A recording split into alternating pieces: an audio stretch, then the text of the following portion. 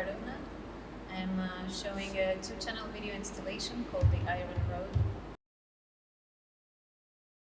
Actually, this piece is a second piece from a trilogy of works, and all of my work reconstructs autobiographical narratives that examine issues of migration and displacement based on my personal experience. So the work is quite autobiographical, but I do use professional actors who reenact certain situations. So The Iron Road is a piece that I filmed partially back in my hometown in Tashkent in Uzbekistan, and partially in a set.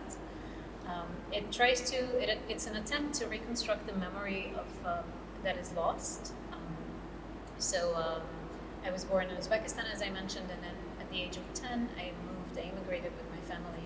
Uzbekistan was part of the Soviet Union, and so it collapsed in 1991, and right before it collapsed, people were allowed to leave for the first time after a very long time that they were forced to stay inside. So my family and I were one of the first wave, like the first big wave of people who left the Soviet Union, and so in order to leave, we had to give up on our citizenship, and we had to leave everything behind, and we were never allowed to come back or take any personal belongings. So it was quite a traumatic departure, I would say.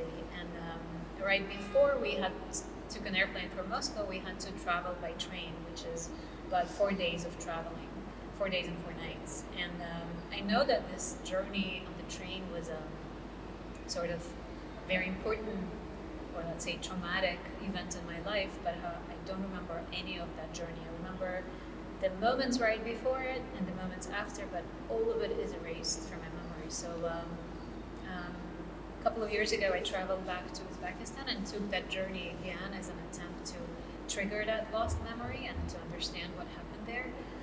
However, I couldn't evoke the memory, so I filmed there, and then I reenacted the moments right before the departure with the help of professional actors. So we built a set of a train car, like a train room, the old-fashioned trains that have personal rooms.